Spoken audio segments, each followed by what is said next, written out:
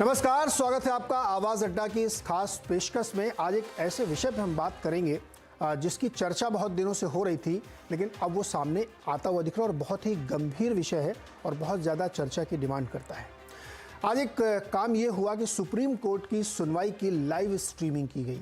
कई मामलों की जो सुनवाई चल रही थी संविधान पीठ के सामने, उसकी लाइव स्ट्रीमिंग हुई। यूट्यूब पे लाइव उसका प्रसारण किया गया और आप अपने घर से बैठ के उसको देख सकते थे कि कोर्ट की कार्रवाई कैसे चलती है, क्या बातचीत होती है। पूरा लाइव था और उसमें आप सभी लोग देख सकते थे कि केस में किस तरीके से जिरह होती है, किस तरीके से पॉइंट्स रखे जाते हैं। 2018 में चीफ जस्टिस दीपक मिश्रा जी ने इस बात की तस्दीक की थी कि ऐसा होना चाहिए और अब वो शुरू हुआ। तो ये एक बड़े कदम के तौर पे इसको देखा जाना चाहिए, जो न्यायिक प्रक्रिया के लिए बहुत दिनों से मांग चल रही थी। इसके कुछ दिन पहले एक और बहुत विशेष बात रखी गई सुप्रीम कोर्ट के जजेस के द्वारा। उन्होंने ये कहा कि जो तारीख पे तारीख बहुत ज़्यादा मिलती हैं, इसको रोकना चाहिए और केसेस को एडजर्न करने की जो बहुत सारी चीज़ें चलती हैं, इसको कम करनी चाहिए, क्योंकि केसेस बहुत ज़्यादा हो चुके हैं कोर्ट्स में। और अगर हर तारीख दे दी जाएगी, हर केस को एडजर्न कर दिया जाएगा, डिले कर दिया जाएगा या वकीलों के डेट मांगने पर उसको मुलतवी कर दिया जाएगा, तो ये ठीक नहीं है। इसको रोकने की ज़रूरत है, इसको रोका जाना चाहिए। उससे कुछ दिन पहले साफ तौर पे चीफ जस्टिस की तरफ से ये कहा भी जा चुका था कि जो चीज़ें गैर ज़रूरी हैं या ऐसे केस हैं जहाँ पे आपको लगता है कि तत्काल कार्रवाई हो सकती है, उसको रोकना चाहिए। उस पर बहुत ज़्यादा समय देने की ज़रूरत नहीं है और अगर गैर ज़रूरी तरीके से एडजर्न करने की बात की जा रही तो उसको तुरंत वहीं पे खारिज करना चाहिए। अब ये जो 2-3 चीज़ें हुई हैं पूरी न्यायिक सुधार की प्रक्रिया की दिशा में इंटेंट के तौर पे, इसके पीछे का एक बड़ा संदर्भ है और इस पर एक नज़र ये डालनी चाहिए कि इतने केसेस दरअसल बने कैसे और किस तरीके के संदर्भ की बात हम कर रहे हैं। सुप्रीम कोर्ट पे नज़र डालिए, 71,411 केसेस पेंडिंग है वहाँ पे और हाई कोर्ट्स की संख्या तो आप सोचिए 59,55,000। इस तरीके के केसेस देश भर के तमाम हाई कोर्ट्स में पेंडिंग है और जो जिला कोर्ट या उनके सबऑर्डिनेट कोर्ट्स है वहाँ की संख्या तो 4 करोड़ से ज़्यादा है। तो आप कुल संख्या देखिए, इस तरीके से केसेस पेंडिंग है जिनको निपटाना चाहिए। अब सुप्रीम कोर्ट में देखिए किस तरीके के केसेस पेंडिंग है।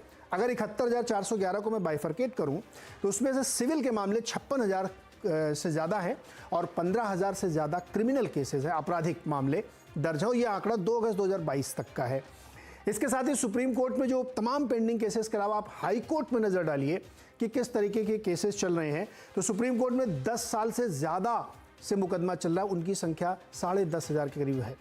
5 से 10 साल से लंबित है, 18,000 से ज़्यादा केसेस हैं और 5 साल तक के लंबित केसेस की संख्या 42,000 है। आप सोचिए 42,000 केस ऐसे हैं जो पिछले 5 साल से वहाँ पे फंसे हुए हैं। हाई कोर्ट पे देखिए पेंडिंग केसेस की स्थिति क्या है। 59,55,000 केसेस पेंडिंग है, जिसमें से सिविल के मामले लगभग 43 लाख हैं और 16,50,000 से ज़्यादा आपराधिक क्रिमिनल केसेस हैं और वो वहाँ पे पेंडिंग है। यह आंकड़ा 29 जुलाई तक का है। इस तरीके के केसेस तमाम अदालतों में पड़े हुए हैं। जरा जिला अदालत पर नजर डालिए जहां की संख्या करोड़ों में है। 4 crore 13 lakh cases district courts और उनके सबऑर्डिनेट कोर्ट्स के अंदर पेंडिंग है, जिसमें से 1 करोड़ मामले सिविल के हैं और 3 करोड़ मामले आपराधिक हैं। यानी लोअर और डिस्ट्रिक्ट कोर्ट्स में क्रिमिनल केसेस की संख्या ज़्यादा है, 3 करोड़ 7 लाख तक की पहुँच चुकी। तो बहुत सारे cases lower court, civil court, तमाम कोर्ट्स में पेंडिंग है। इसलिए जो 3 संदर्भ ऊपर हमने बातचीत की कि जल्दी निपटारा हो, तारीख पे तारीख ना मिले, ये होना चाहिए। इसी पर आज हम चर्चा करेंगे कि ये कैसे ठीक होगा और जो ये बात सामने रखी गई है उसको आगे कैसे बढ़ाना चाहिए। बातचीत करने के लिए हमारे साथ जो विशेष मेहमान हैं, मैं उनसे आपका परिचय करा दूं। इलाहाबाद हाई कोर्ट के पूर्व जज जस्टिस A.N. वर्मा साहब हमारे साथ हैं। इसके साथ ही संविधान विशेषज्ञ डॉक्टर फैज़ान मुस्तफ़ा जी हैं। सुप्रीम कोर्ट के वकील विराग गुप्ता जी और अश्विनी दुबे जी हमारे साथ हैं। इसके साथ ही वरिष्ठ कानूनी पत्रकार जो मीडिया में लिखते हैं, अशोक बगड़िया जी हैं। आप सबका बहुत बहुत स्वागत है इस खास चर्चा में, जो एक संदर्भ के साथ शुरू हुई और हमने सोचा इसी बहाने इस बातचीत को आगे बढ़ाया जाए। जस्टिस वर्मा, जो बात अभी हम लोगों ने ग्राफिक के जरिए देखी और जो बात चीफ जस्टिस की तरफ से कही गई है कि बहुत ज़्यादा तारीख पर तारीख देने की प्रक्रिया बंद होनी चाहिए, क्या वजह आपको लगती है कि क्यों इतना ज़्यादा ये बात उनको कहनी पड़ी और इतने ज़्यादा केसेस अब भी पेंडिंग पड़े रहते हैं?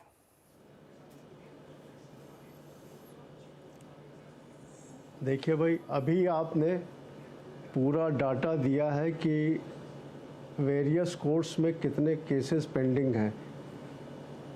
Practically every court, right from the trial court to up to Supreme Court, pendency इतनी ज़्यादा है कि कुछ कहने की बात नहीं।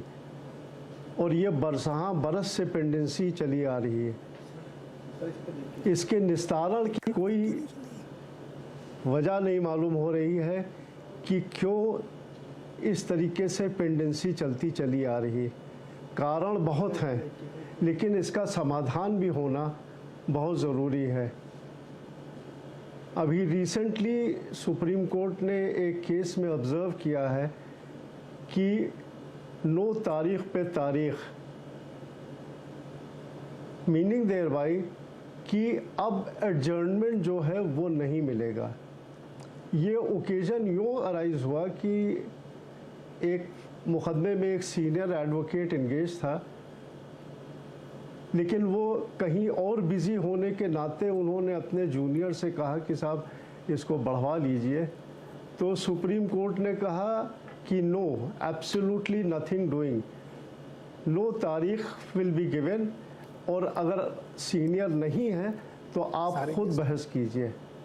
और ये एक बहुत अच्छी चीज़ हुई है, क्योंकि होता ये है कि सीनियर एडवोकेट्स इंगेज होते हैं पर्टिकुलर केस में, और उसके बाद जब वो मुकदमा पुकारा जाता है वहाँ न प्रेजेंट होके दूसरे मुकदमे में चले जाते हैं और वहाँ वो कहते हैं कि साहब इसकी तारीख बढ़ा दीजिए और किसी फर्दर डेट पे लगा दीजिए। तो इसकी वजह से ये होता है कि डेट बढ़ जाती है और मुकदमा अगली डेट पे चला जाता है। कोर्ट ने ये ऑब्ज़र्व किया कि हम तो साहब रात में इसको तैयार करके पढ़ करके आते हैं और उसके बाद सुबह आप रिक्वेस्ट करते हैं और ये मुकदमा बढ़ जाता है। ये प्रैक्टिस बहुत गलत है। गलत इस सेंस में भी कि अगर आप देखिए इस तरीके के एडजर्नमेंट होते रहेंगे तो जो लिटिगेंट है उसका मनोबल गिर जाता है। वो बड़ी होप के साथ कोर्ट में आता है कि उसकी जो ग्रीवांसेस हैं उसका रिड्रेसल होगा, लेकिन यहाँ क्या होता है कि जब भी वो पहुँचता है तो इस वजह किसी न किसी वजह से मुकदमा बढ़ जाता है।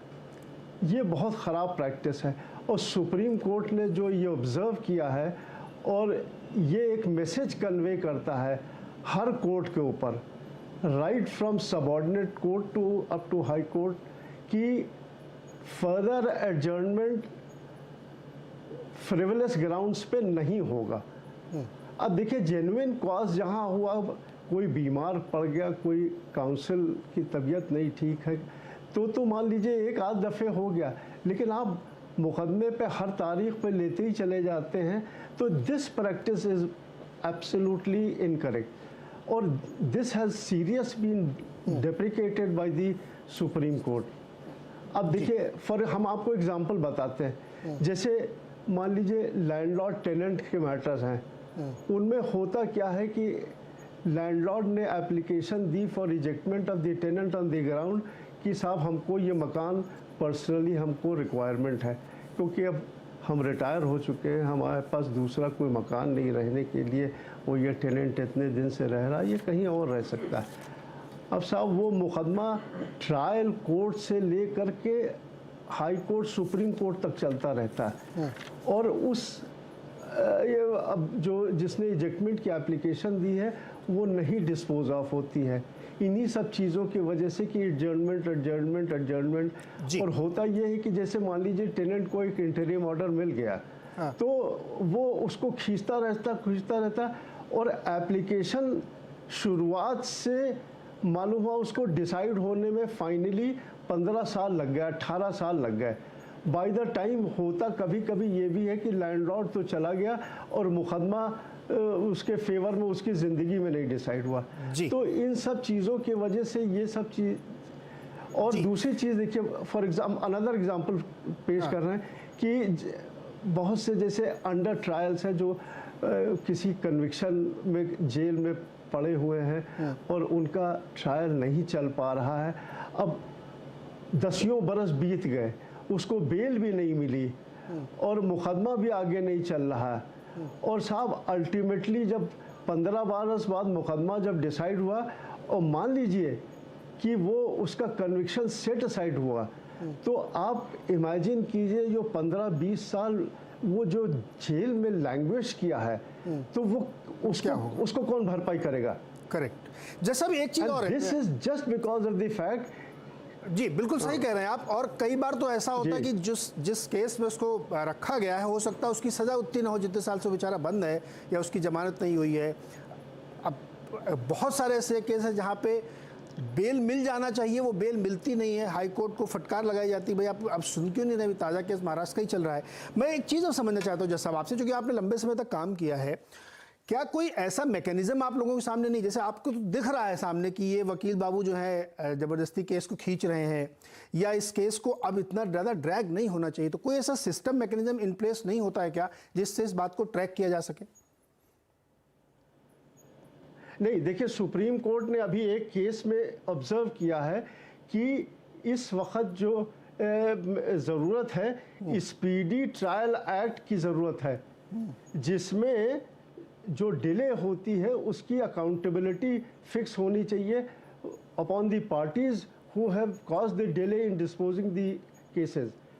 तो स्टेप्स लिए जा रहे हैं, सुप्रीम कोर्ट बराबर ऑब्जर्व कर रहा है, और कोशिश हमेशा होती, जजेस की भी कोशिश यही होती है कि साहब जल्दी से जल्दी मुकदमे का फैसला हो, और जो भी होना हो वो कम से कम मुवक्किल को उतना रिलीफ मिलना चाहिए जी। लेकिन देर आर सर्कमस्टांसेस कि जहाँ पे अब मान लीजिए कहीं स्ट्राइक हो गई, अब मुकदमा सब तैयार है, वकील भी तैयार है, सब कुछ तैयार हो, मालूम वहाँ स्ट्राइक हो गई। अब स्ट्राइक हो गई, कई दिनों तक स्ट्राइक चलती रहती है।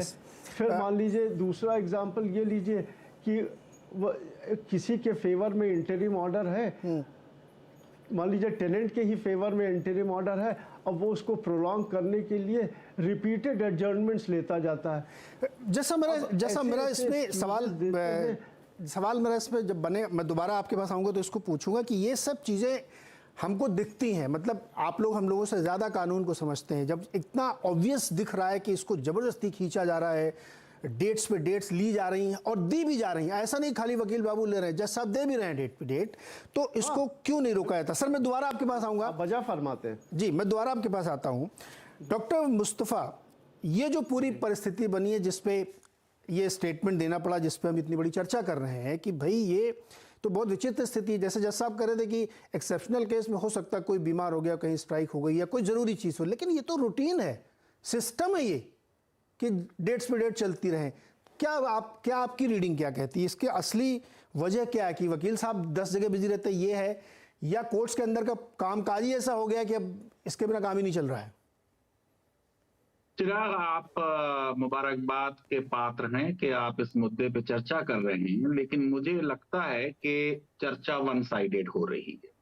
मैं क्योंकि अध्यापक हूं तो मेरी जिम्मेदारी है कि मैं देशवासियों को बताऊं कि जितना ये अहम है कि जस्टिस हमारा स्पीडी हो, और जज साहब ने कहा कि उसके लिए कोई कानून भी बनाना हो तो बनाया जाए, तो जैसे कहते हैं justice delayed is justice denied, इसी तरह Neeraj justice hurried is justice buried.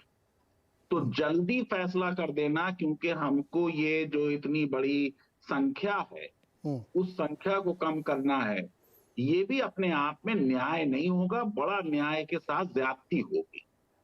देखिए सबसे अहम जो अब तक मुद्दा इसमें नहीं आया डिस्कशन में, आपने सब फैक्ट एंड फिगर भी दिए, वो फैक्ट नहीं बताया, भारत में 10 लाख लोगों पर सिर्फ 21 जजेस हैं। अगर आप कनाडा में देखेंगे तो तकरीबन 110 हैं 10 लाख लोगों पे, ऑस्ट्रेलिया में देखेंगे तो तकरीबन 100 हैं, और जगह देखेंगे तो 90 और 95 हैं।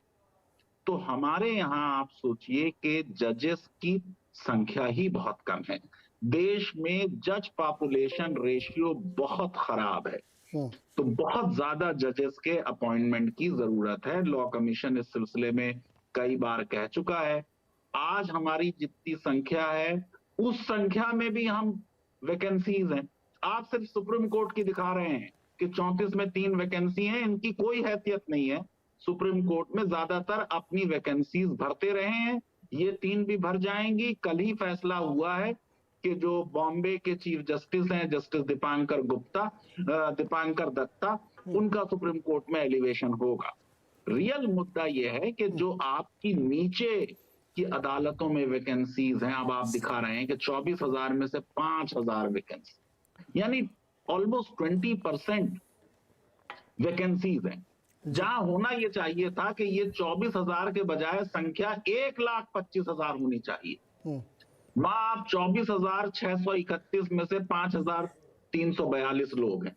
इसका कोई जस्टिफिकेशन किसी सरकार के पास नहीं है, पब्लिक सर्विस कमीशन के पास नहीं है, टाइम पर परीक्षा नहीं होती जुडिशियल सर्विसेज की, टाइम पर इंटरव्यू नहीं होते, लिटिगेशन होता है।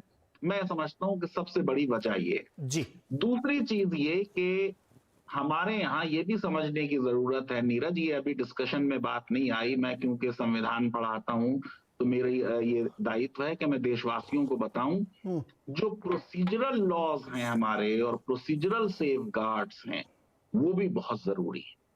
हमने देख लिया कि पब्लिक इंटरेस्ट लिटिगेशन में हमने जो प्रोसीजर है उसको वेव कर दिया, ज्यादातर उस पर ध्यान नहीं दिया, उससे बड़ी आर्बिट्रेरीनेस हुई है। प्रोसीजर जो है वो सेफ्टी वॉल्व है, उसको बहुत जरूरी है। अब लॉयर्स में आपस में ये कहा जाता है कि जब जज को ब्रदर कहे वो ब्रदर मीन नहीं करता, लेकिन लॉयर्स में जब वो ब्रदर कहते हैं वो ब्रदर मीन करते हैं। तो आपस में एक अंडरस्टैंडिंग होती है कि आप एडजर्नमेंट मांगेंगे, मैं अपोज नहीं करूंगा, क्योंकि दूसरे केस में इधर वाला वकील एडजर्नमेंट मांग रहा होगा और उधर वाला अपोज नहीं करेगा जी। बहुत एक्सेसिव एडजर्नमेंट बुरी चीज है, लेकिन एडजर्नमेंट अक्सर देने में जजेस अब बहुत हेसिटेट करते हैं। ये वजह ये नहीं है, वजह ये आपने अभी देख लिया सुप्रीम कोर्ट में कि सिविल मैटर्स जो हैं उनकी तादाद 53,000 है। सिविल केसेस को या हाई कोर्ट्स में सेकंड अपील्स को सुनने में जजेस का उतना इंटरेस्ट नहीं है जितना पब्लिक इंटरेस्ट लिटिगेशन के मैटर्स डिस्पोज ऑफ करने में है। मैं समझता हूं कि इसकी वजह से हमारी पेंडेंसी बढ़ती जा रही है। जी डॉक्टर साहब, मैं कुछ देश में जैसे पहले कहा जाता था कि भारत एक कर्तव्य प्रधान देश है और लोग यहाँ अपने अधिकार नहीं मांगते, और हमारी परंपरा और सभ्यता ये है कि the only right you have is the right to do your duty. उसमें बदलाव आ रहा है, देश में राइट्स कॉन्शियसनेस आ रही है, लोग अदालतों का इस्तेमाल कर रहे हैं। तो मैं समझता हूं कि सबसे ज्यादा जरूरी चीज ये है कि जजेस की तादाद बढ़े जी। और हमारे यहाँ ये जो ओरल बहस की बहुत रिवायत है उसमें कुछ कमी आए, ज्यादातर मैटर्स में रिटन सबमिशंस के बेसिस पर। प्रोसीजर डॉक्टर मुस्तफा, मैं आपकी इस बात से पूरी तरह सहमत हूं, इसलिए हमने वो ग्राफिकली भी दिखाया कि जजेस की संख्या कितनी कम है लोअर कोर्ट से लेके हायर कोर्ट तक। ये इसमें तो कोई शक नहीं, तो बिल्कुल एकदम फैक्ट है। लेकिन कई बार ऐसा लगता है कि शायद इसी को एक शील्ड भी बना लिया जाता है, साहब जज ही नहीं है, फैसले कहाँ से होंगे। मैं इस बात को मानते हुए भी अपने वकील भाइयों के पास ये सवाल लेके जाना चाहता हूँ, विराग जी आपके पास, सुनील जी उसके बाद आपके पास, कि माना हम ठीक है जजेस की संख्या कम है, इसमें कोई शक नहीं है, दिखते भी हैं हम लोगों को, लेकिन जो बहुत सारे केसेस हम लोगों को दिखते हैं, देश में दिखते हैं, आप लोग भी देखते होंगे कि वो केस ड्रैग होते। जो बात मुस्तफा जी ने सेकंड वाली कही, मैं उसको बहुत गंभीर मान रहा हूं कि प्रोसीजरल लैप्सेस हैं, कोई सबमिशन ही नहीं हो, बहस के बहस चले जा रही है, उस बहस का कोई मतलब भी नहीं हो रहा शायद, तो प्रोसीजर को फॉलो नहीं कर रहे हैं। क्यों बहुत सारी चीजें एक्सेप्ट कर ली जाती है जिनका कोई मतलब नहीं, अगली सुनवाई इनको खारिज किया जाए, वेरी फर्स्ट तो आप उनको एक्सेप्ट क्यों कर रहे हैं। तो जो दो बात जस्टिस साहब ने कहा है कि ये वकील बाबू लोग जो है 2-3 जगह केस लड़ते रहते हैं और डिले कराते रहते हैं केस। विराग सर पहले आपका और फिर अश्विनी जी आपका, और फिर अंत में हम अशोक जी के पास जाएंगे कि वो कोर्ट में क्या देखते हैं। बताइए विराग सर।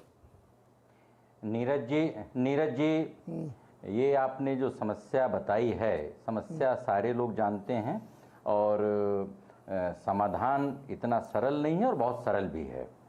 अब जैसा मुस्तफ़ा साहब बता रहे थे, उनकी बहुत सारी बातें सही हैं, लेकिन जजों की संख्या को ही अगर हम आधार माने तो डिस्ट्रिक्ट कोर्ट में लगभग मेरी जानकारी के हिसाब से 5000 वैकेंसीज अभी हैं।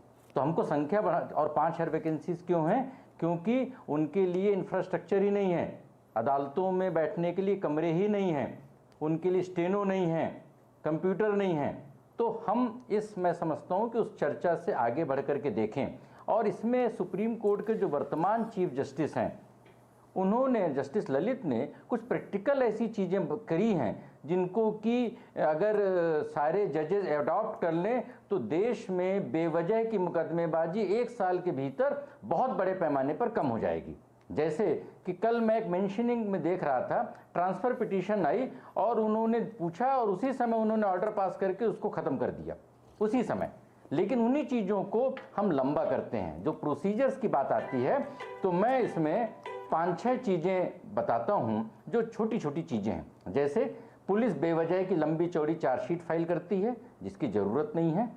सिर्फ ये तारीख पे तारीख का मामला नहीं है, ये औपनिवेशिक कानूनी व्यवस्था का मामला है जहां पर कलेक्टिवली सारे लोग जिम्मेदार हैं। वकील जिम्मेदार हैं, जज जिम्मेदार हैं, सरकार जिम्मेदार है और बेवजह मुकदमेबाजी करने वाली जनता जिम्मेदार है।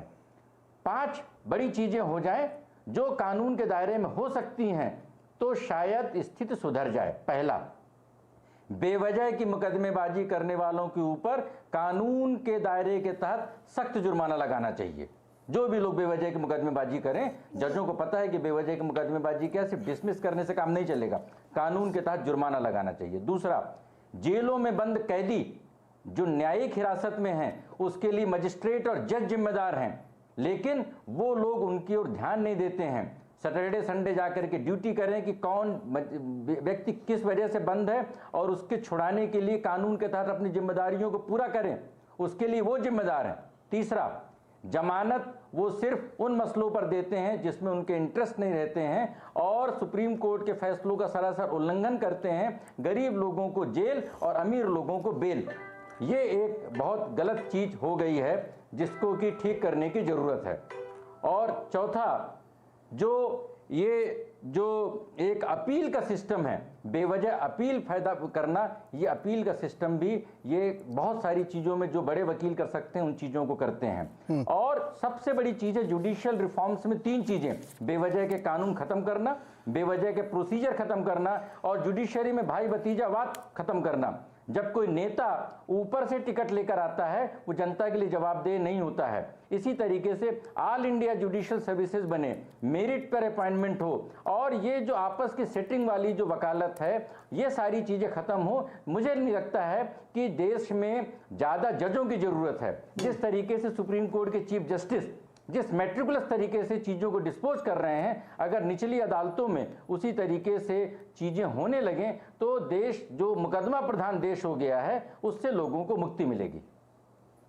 दुबे साहब बताइए, आप लोग बड़ी मतलब तेज़ी से डेट्स वगैरह लेते रहते हैं, है ना, जैसे जज साहब कह रहे हैं, लेकिन विराग जी कह रहे हैं कि जज साहब भी तो वैसे ही काम करते हैं, अमीरों को बेल, गरीबों को जेल।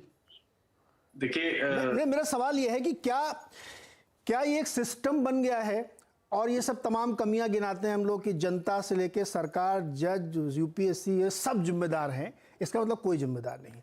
बक्स कहीं भी तो रुकेगी ना कि भैया इसको कहाँ से किस सिरे से हम पकड़ के ठीक करें। हर चीज़ अगर हम कमियां गिना देंगे और सब विक्टिम हो जाएंगे तो समस्या कैसे सुलझेगी, बताइए। मैं वाजपेयी साहब इसको एक और स्टेप आगे आने की बात करता हूँ। ये बजाय कि हम सिक्के के दोनों पहलुओं पर दोषारोपण करें कि जूरी जिम्मेदार है या प्रोसिक्यूशन जिम्मेदार है या कौन जिम्मेदार है, केसेस के क्राइटेरियाज और पैरामीटर्स पहले डिसाइड हो कि कौन से मैटर्स फास्ट ट्रैक कोर्ट में कितने जल्दी तरीके से डिस्पोजल हो सकता है। जैसे समरी सूट्स हैं, समरी प्रोसीजर्स हैं, फास्ट ट्रैक कोर्ट में चलने वाले मैटर्स हैं, चाहे नेगोशिएबल इंस्ट्रूमेंट एक्ट के मुकदमे हो या और भी जो छोटे मोटे कमर्शियल डिस्प्यूट्स हो।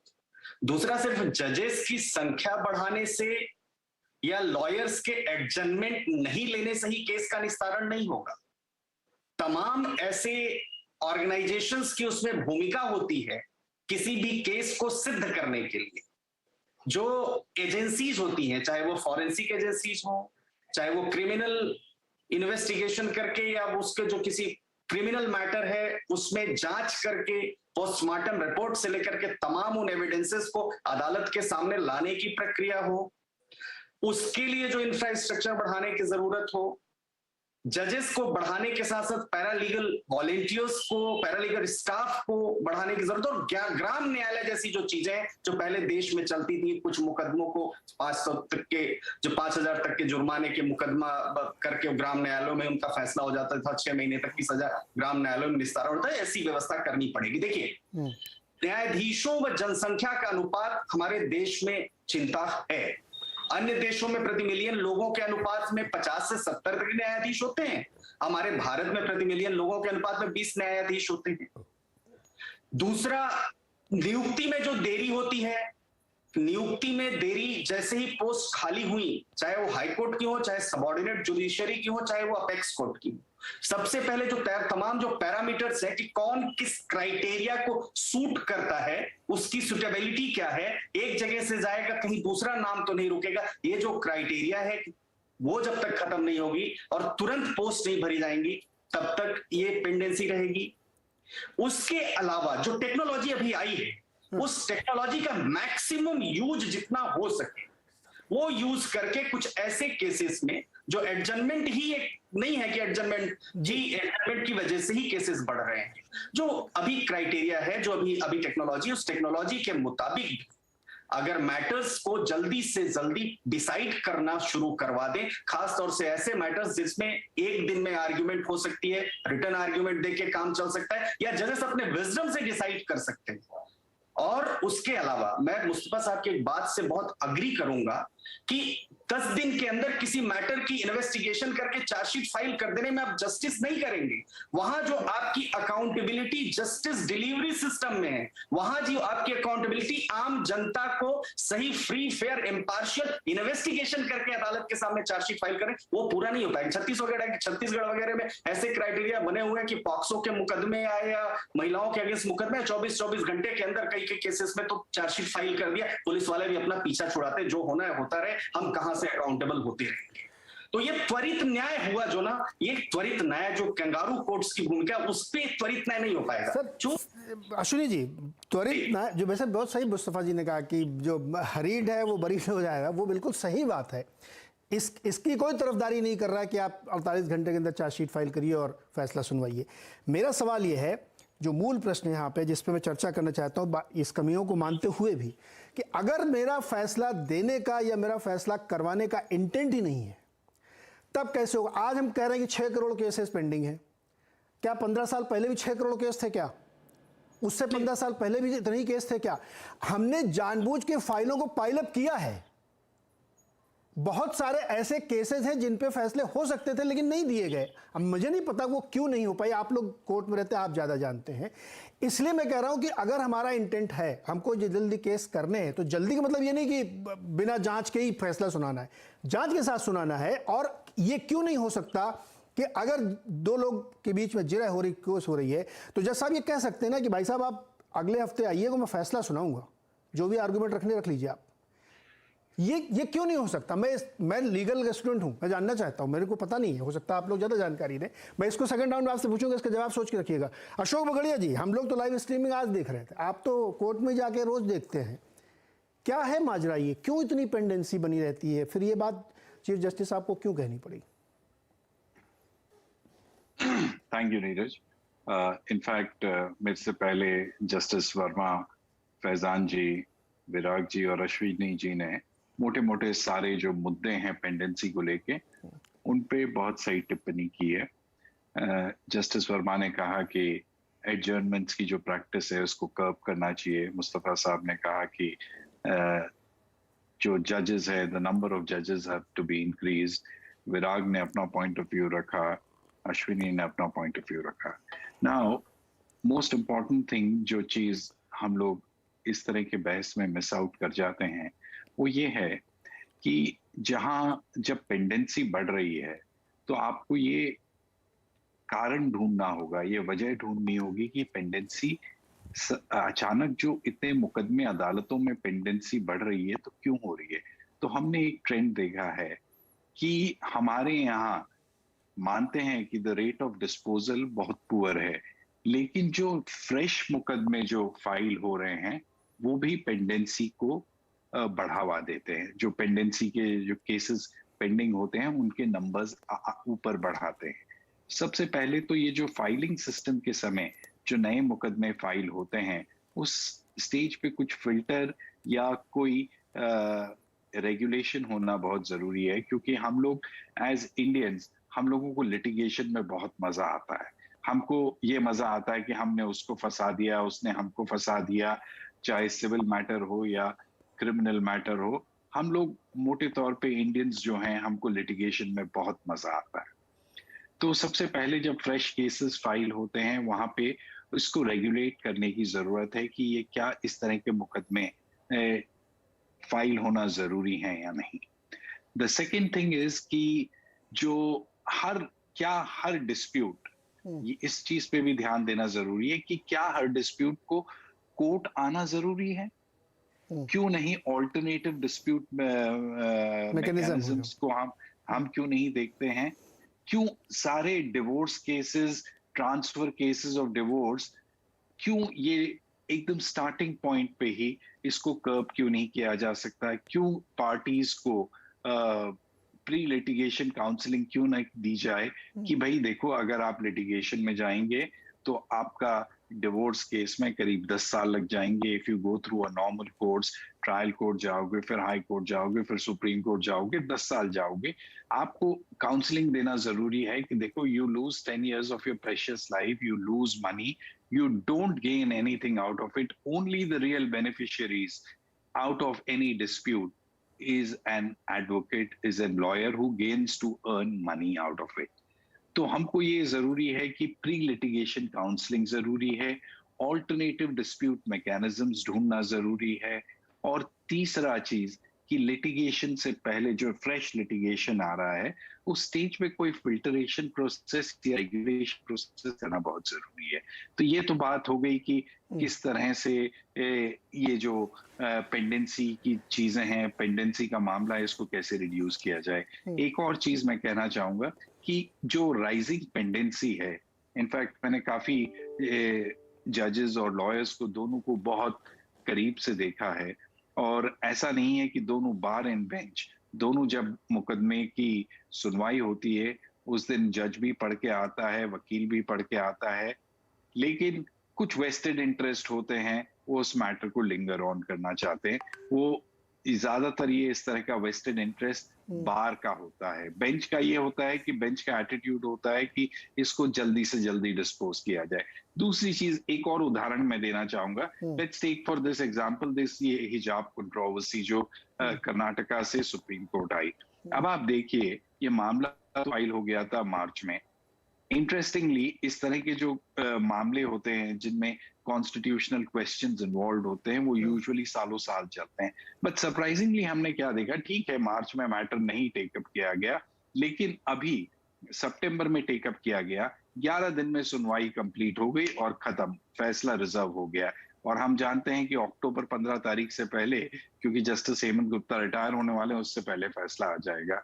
तो कई बार जजेस को एक स्ट्रॉन्ग स्टैंड लेना जरूरी होता है, लॉयर्स को कहना होता है कि ओके आई एग्री कि आपका मुकदमा इंपॉर्टेंट है, बट मैं आपके मुकदमे के लिए 3 या 4 दिन निकाल सकता हूं, आप इसके अंदर अपनी बहस कंप्लीट कर दीजिए। एंड ट्रस्ट मी नीरज, कोई भी मुकदमा इतना पेचीदा नहीं है 3 या 4 दिन में जिसकी सुनवाई कंप्लीट ना हो सके डेडिकेटेड तरीके से। अक्सर यूजुअली होता है कि जो साइटेशंस वकील साहब कोर्ट में देते हैं उनको पढ़ने लग जाते हैं, 2-2 घंटे देखते हैं कि हम वो जजमेंट्स पढ़ रहे हैं। भाई क्यों पढ़ रहे हैं? वो जज साहब को साइटेशन दे दीजिए, वो घर पे जाके या रिटन नोट्स दे दीजिए, वो पढ़ लेंगे और उसके हिसाब से जजमेंट दे देंगे।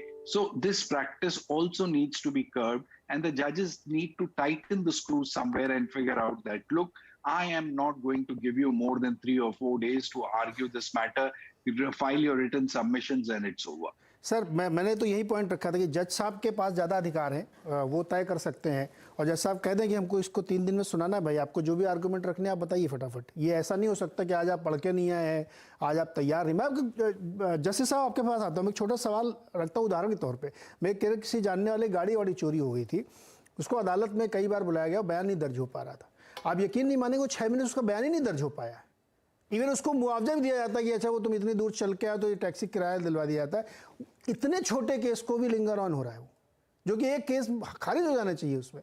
तो जस्टिस साहब ये बताइए, ये इतनी दरियादिली या क्या कोई बाहरी शक्तियां हैं जो आप लोगों के ऊपर दबाव बनाती हैं कि साहब केस टलता रहे, या बड़े बड़े वकील साहब प्रभाव बना के अपना कुछ करते हैं? जस्टिस साहब नहीं नहीं, ऐसा बिल्कुल नहीं है, ऐसा सोचना भी गलत है, माने हमारे समझ से ऐसा कुछ नहीं है। लेकिन ऐसे कुछ सर्कमस्टांसेस होते हैं जहाँ पे किसी वजह से भी कोई भी कारण, जैसे हमने आपको पहले भी बताए, तो उन सब चीज़ों के वजह से स्टेटमेंट नहीं रिकॉर्ड हो पा रहा, या कहीं अननेसेसरी छुट्टी हो गई, अननेसेसरी स्ट्राइक हो गई, वकील साहब ने एडजर्नमेंट मांग लिया, इन सब चीज़ों के वजह से हो सकता।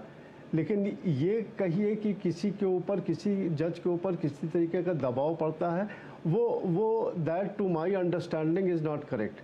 सो therefore such thing should not be said. और जहाँ तक सवाल अभी और भी पैनलिस्ट ने कहा कि साहब जजेस की कमी है, रिक्रूट अपॉइंटमेंट्स नहीं हो रहे हैं, डिले हो रहा है, वो ऑल दैट इज़ करेक्ट। लेकिन सबसे बड़ी चीज़ ये है कि जो केसेस लिस्टेड हैं, जो केसेस जज साहब के सामने हैं, वो क्यों नहीं हो पा रहे हैं? उनमें सबसे बड़ी चीज़ यही होती है कि साहब किसी न किसी तरीके से एडजर्नमेंट हो जाए, किसी तरीके से बढ़ जाए।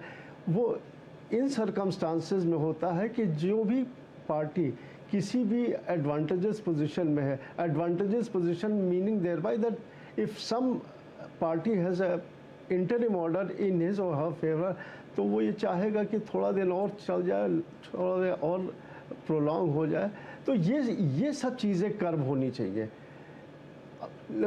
अपॉइंटमेंट ऑफ जजेस और कैसे कर्व करेंगे इसको? कमी, वो तो एक बात है, वो एक बात है।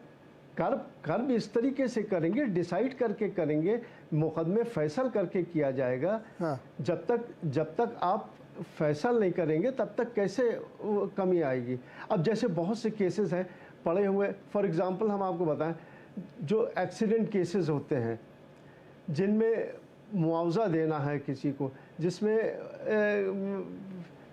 ये रिस्पॉन्सिबिलिटी फिक्स करने की कौन नेग्लिजेंट है, कौन नहीं नेग्लिजेंट है, ये बरस से पेंडिंग है।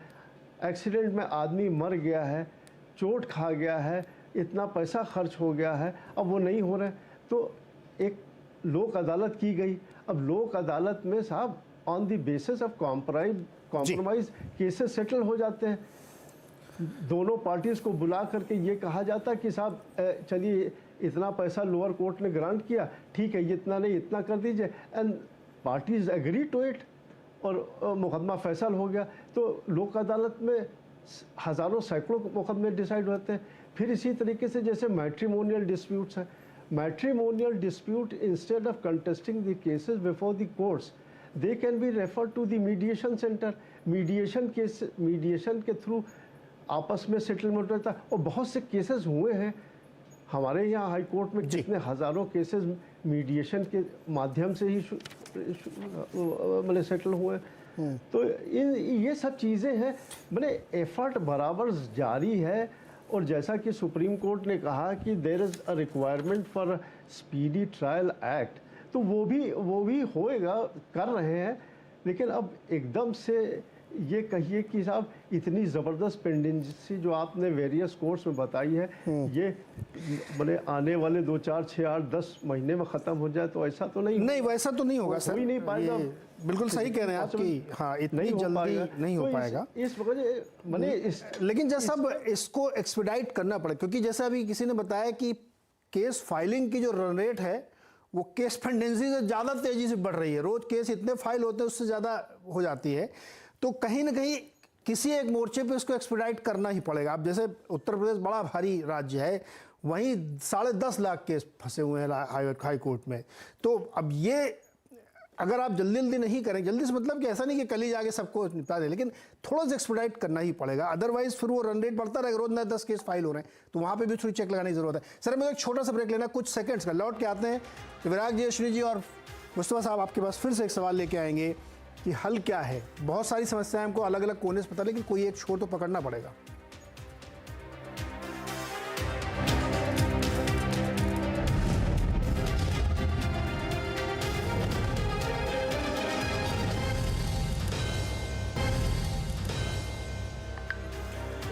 स्वागत है एक बार फिर से आपका और आवाज़ अड्डा में। आज चर्चा इस बात पे हो रही है कि जो देश भर के तमाम कोर्ट्स के अंदर करोड़ों की संख्या में केस पेंडिंग हैं, उनको कैसे जल्दी निपटाया जाए, उनको एक्सपीडाइट कैसे किया जाए। तो हम लोगों ने बहुत सारी समस्याओं पे चर्चा की कि जजेस कम है, इंफ्रास्ट्रक्चर कम है, बहुत सारे वेस्टेड इंटरेस्ट होते हैं, केस को डिले कराया जाता है। ये सब तमाम समस्याओं पे हम लोगों ने बातचीत की है।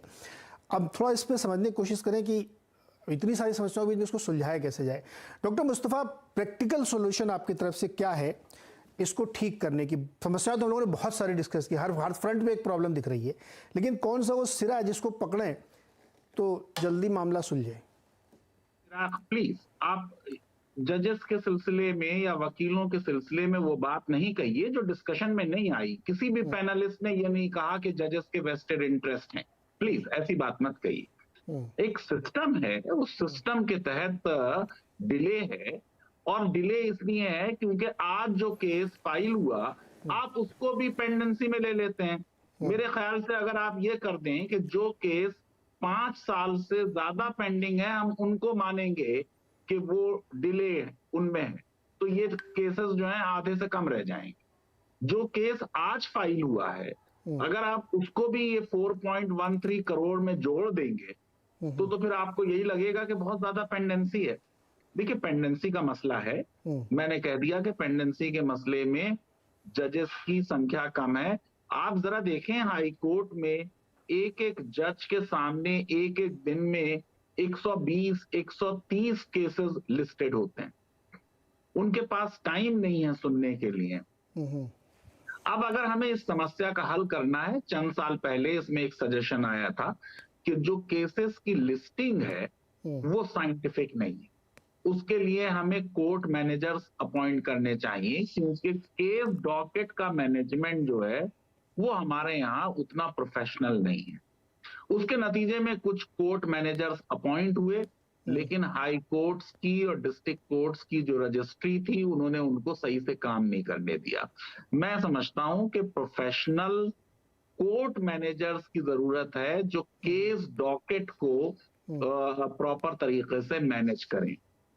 इसी तरह ये भी बात कह देना कि साहब किसी भी तरीके से बस केस सुना जाए, आज ना सुना जाए लेकिन जल्दी सुन लिया जाए। अरे आपके लॉ में तो ऑलरेडी प्रावधान है कि कितने दिन में आपको चार्जशीट फाइल करनी है। अगर वो ऑर्डिनरी केस है तो इतने दिन में, और अगर वो सीरियस क्राइम है तो इतने दिनों में। आप उस लॉ को फॉलो करें।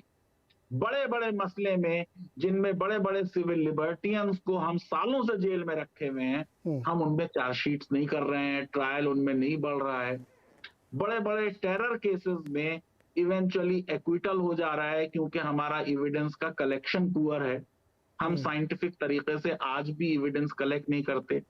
पूरे डिस्कशन में ऐसा लग रहा है जैसे सिर्फ केस में बहस होती है। सिर्फ बहस नहीं है, रिकॉर्डिंग ऑफ एविडेंस है, क्रॉस एग्जामिनेशन है विटनेसेस का, एग्जामिनेशन इन चीफ है, री एग्जामिनेशन है। तो सिर्फ कोई जादू की छड़ी से केसेस जल्दी हल कर दिए जाएं, अगर ऐसा होगा तो जैसे मैंने कहा कि वो न्याय की मौत होगी। Justice hurried is justice buried. लेकिन ये भी नहीं होना चाहिए कि जस्टिस डिले हो बहुत ज्यादा, क्योंकि अगर डिले होगा तो वो जस्टिस डिनाइड होगा।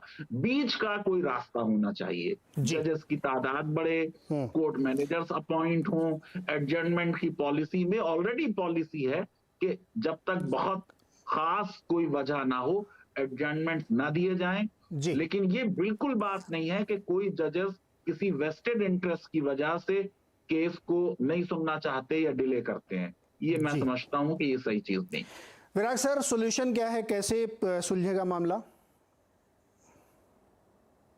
देखिए, अभी मुस्तफ़ा साहब ने जो प्रोफेशनलिज्म की बात की, अश्विनी भाई ने जो टेक्नोलॉजी की बात की, और जो अशोक जी ने जो केसेस की बढ़ती संख्या में शुरुआत में लगाम लगाने की बात की, ये बहुत तीनों जरूरी मुद्दे हैं। पर मैं आपको प्रैक्टिकली 5-6 छोटी छोटी बातें बताता हूं जिनसे शायद केसेस के जल्द डिस्पोजल में मदद मिलेगी। पहला, सुप्रीम कोर्ट की पेंडेंसी और ट्रायल कोर्ट की पेंडेंसी को एक तरीके से ठीक नहीं किया जा सकता है। आपने बोला 3 करोड़ क्रिमिनल मुकदमे हैं, ये मुकदमे नागरिक अधिकारों से जुड़े हुए हैं, और इनमें से अधिकतर मुकदमे वो हैं जो, जिसको अशोक जी ने शब्द इस्तेमाल किया, फसौवल वाले, जिनमें कि हम हम मुकदमा प्रधान समाज हो गए हैं और यहाँ पर जज की, मजिस्ट्रेट की भूमिका आती है कि वो चीज़ों को कैसे करें। आज इलाहाबाद हाई कोर्ट में जमानत की अर्जी पर 6-6 महीने सुनवाई नहीं होती, तो जब एक दिन में आप 130 मुकदमे लगा करके और 125 मुकदमों में डेट दे रहे हैं, उसकी बजाय 25 मुकदमों को लगाकर उनका फैसला किया जाए ना। अगर आप इफेक्टिवली किसी मुकदमे में 2 घंटे का समय देते हैं और उस 2 घंटे को समय को आप 6 साल तक कई हियरिंग लगाते हैं, तो उस 2 घंटे को समय को 1 हफ्ते 1 महीने के भीतर भी तो किया जा सकता है। सुप्रीम कोर्ट में अगर कोई एसएलपी में शुरुआत में नोटिस जारी होती है और जब फाइनल डिस्पोजल के समय 15 मिनट में मैटर डिस्पोज हो जाता है, तो 6 साल तक इंतजार क्यों कर सकते हैं? इसलिए यहाँ पर जो जज साहब वर्मा जी ने बात बोली कि जिसके फेवर में इंटरिम ऑर्डर आ गया, जिसको जमानत मिल गया, तो उसके बाद फिर सामने वाला पक्ष जो कानूनी प्रक्रिया का फायदा उठा करके मुकदमों को लंबा खींचता है, इसके लिए हमको मुकदमों की सीआरपीसी में, सीपीसी में और जो हमारे जो मुकदमों की प्रक्रिया, आज जज और वकील कैमरे से बात कर सकते हैं, लेकिन कैदी को हर बार आना जरूरी है, पुलिस अधिकारी को हर बार आना जरूरी है, डॉक्टर को हर बार आना जरूरी है। तो हम मनमर्जी से नियमों को फ्लेक्सिबल बनाते हैं, लेकिन मुकदमों के जल्द डिस्पोजल के लिए अपने जो विशेषाधिकारों का इस्तेमाल नहीं करते हैं। और सबसे बड़ी इंपॉर्टेंट बात, मुकदमा फाइल होने के साथ आंख मूंद करके नोटिस जारी करने की प्रवृत्ति ने केस में बहुत देश में पेंडेंसी बढ़ाई है। नोटिस इशू करने से पहले मजिस्ट्रेट को, जजों को देखना जरूरी है कि नोटिस इशू करने के बाद पूरा मुकदमा प्रोसेस में जाएगा तो नोटिस इशू करने की जरूरत है या नहीं है, या उसको यहाँ पर बात आती है कि justice hurried is justice buried, वहाँ पर जस्टिस को हरी करने की जरूरत है, न कि पॉक्सो वाले मामलों में और रेप वाले मामलों में 1 हफ्ते में फांसी की सजा में लटकाना वो अन्याय है। लेकिन बेकार की मुकदमेबाजी को शुरुआती दौर पे खत्म कर देना यह सही न्याय है। दुबे जी, आपके हिसाब से? देखिए, मैं बिल्कुल विराग भाई की बात को और आगे बढ़ाते हुए यूज, मिसयूज और अब्यूज, जो तीनों ये पार्ट्स हैं, उसमें से यूज ज्यादा और कई बार मिसयूज और अब्यूज, यूज कम और मिसयूज और अब्यूज ज्यादा हो रहा है। क्यों? अपने पर्सनल स्कोर्स को सेटल करने के। अब जब रॉन्गफुल और मेलिशियस प्रोसिक्यूशन पर इंस्टीट्यूटेड जो मुकदमे हैं, जो खासतौर से किसी को फंसाने के लिए, चाहे पुलिस की तरफ से, इंडिविजुअल तरफ से, पुलिस की कंप्लेंट फाइल करके, पुलिस वालों से बात करके, या किसी और तरीके से अदालत में मुकदमा डाल के आपने मुकदमे की वो संख्या बढ़ा दी, तो उसमें जो ट्रायल का लेंथी प्रोसीजर है कि आज इंस्टीट्यूट हुआ तो साहब ये फाइनली जब तक कि एविडेंस नहीं हो जाएगा और अदालत बहस नहीं सुन लेगी, डिक्री रिजेक्ट करेगी या पास करेगी, तब तक डिसाइड। कोर्ट्स को ये अधिकार दीजिए कि बीच में ही अगर लगता है कि ये रॉन्गफुल मेलिशियस केस है तो उसको वो डिसाइड करे। दूसरा, स्टेट्स की रिस्पॉन्सिबिलिटी ये फिक्स हो कि किसी केस में रॉन्गफुल किसी को फंसाया है तो वो ऑफिसर्स उसके लायबल होंगे। तीसरा सबसे महत्वपूर्ण, आज भारत में केंद्र और राज्य दोनों स्तर पर समान तरह के प्रकृति के कानून है, उसको आइडेंटिफाई करके उन कानूनों को हटाने की जरूरत। होता क्या है देश में कि एक नया कानून बनता है तो उसके द्वारा न्यायपालिका पर कितना बोझ डाला जाता है उसको एसेस नहीं करते हैं, और उस मूल्यांकन नहीं होने की वजह से उस जो कानून बनता है उसके मुकदमे शुरू हो जाते हैं। नियुक्ति प्रणाली को व्यवस्थित करना पड़ेगा, प्रौद्योगिकी का प्रयोग करना पड़ेगा। जैसा विराग भाई ने कहा कि टेक्नोलॉजी को, भाई आप वकील साहब लोग भले नहीं आए, पता चल रहा है कि कैदी को आना जरूरी है। और विवाद समाधान, जिसकी जस्टिस वर्मा ने बात कही कि न्यायिक प्रणाली पर लोगों का विश्वास बनाए रखने के लिए कम समय सीमा के अंदर विवादों का निपटारा महत्वपूर्ण हो, और कैसे हो, न्यायालय से बाहर समझौता करके, कैसे हो वैकल्पिक विवाद समाधान तंत्र को बढ़ावा दे करके, मध्यस्थता सुलह अधिनियम में कुछ और संशोधन करके और लोगों की अकाउंटेबिलिटी फिक्स करके, लोगों को अपॉइंट करके, खासतौर से जो लीगल एक्सपर्ट्स हैं या अपनी अपनी फील्ड के एक्सपर्ट्स हैं, कि आप इस मामले को बाहर सेटल करिए। मैं समझता हूं कि अगर एक सही तरीके से प्रयास होगा तो ये खत्म होगा, पेंडेंसी भी खत्म होगी और जुडिशियल अकाउंटेबिलिटी भी होगी, और साथ ही साथ न्यायिक व्यवस्था सफल होगी तो लोगों को न्याय मिलेगा। मैं 1 और 30 सेकेंड, ऐसे केसेस भी वाजपेयी साहब इस देश में, विष्णु तिवारी को एक एट्रोसिटीज में, SC/ST एट्रोसिटीज एक्ट में जस्टिस वर्मा के इलाहाबाद हाईकोर्ट 20 साल बाद वो आदमी बरी हुआ, बाद में है कि तो केस ही गलत इंस्टीट्यूट हुआ था रेप का, और SC/ST एक्ट में 20 साल बाद इलाहाबाद हाईकोर्ट ने डिसाइड किया, तो वो आदमी, उसका फादर मर गया, मदर मर गई, भाई मर गया, जमीन लूट ली गई। तो ऐसे केसेस में जो जस्टिस डिलीवरी सिस्टम है, वहां तो जस्टिस किसी ने उसको नहीं दिया। आपने देखा होगा विश्व का मामला कितना है। ये भी जी अश्विनी जी, ये संतुलन तो ठीक है, लेकिन जस्टिस डिनाइड जो है वो डिले की वजह से ज़्यादा हो रहा है। ये जब ये कहा जाता है कि जल्दी फैसला, उसका ये बिल्कुल मतलब नहीं कि आधी अधूरी जांच कर दिया जाए, गलत चार्जशीट फाइल कर दी जाए, जल्दी निपटाना इसलिए कुछ भी, ये इनहेरेंट नहीं है इस सेंटेंस के अंदर। जल्दी का मतलब ये है कि आप एफिशिएंटली एक्सपीडाइट करिए उस काम को। अशोक जी, आपके हिसाब से, आप तो जो कि ऑब्जर्वर हैं, आप अदालत में बैठ के देखते हैं सब कुछ, आप बताइए कैसे सुलझेगा ये? देखिए नीरज जी, जहां तक सुप्रीम कोर्ट, हाई कोर्ट और लोअर कोर्ट्स का सवाल है, तीनों की अलग अलग और अजीब अजीब समस्याएं हैं। तो इनके लिए अगर हम एक सोल्यूशन ढूंढेंगे इन तीनों अदालतों के लिए, तो one size fits all solution नहीं चलेगा। आपको लोअर कोर्ट के लिए अलग सोल्यूशन ढूंढना पड़ेगा, हाई कोर्ट के लिए अलग और सुप्रीम कोर्ट के लिए अलग सोल्यूशन ढूंढना पड़ेगा। पहली चीज ये कि आपको you have to give up this tendency of looking for a singular solution to for problems of all the courts in the country. This has to be given up. ये नहीं हो सकता है। दूसरी चीज जो अक्सर हम लोग नजरअंदाज कर देते हैं, वो ये है कि यू हैव टू अंडरस्टैंड कि आज की तारीख में सबसे बड़ा लिटिगेंट हमारे देश में कौन है। या तो वो लिटिगेंट है भारत सरकार या राज्य सरकारें, और किस तरह के मुकदमे करती हैं। अगर आप देखेंगे मुकदमे 20-20 हजार, 25-25 हजार, इवन 15 रुपए, 2 रुपए के लिए मुकदमे, मामले सुप्रीम कोर्ट में आ रहे हैं। क्यों भाई?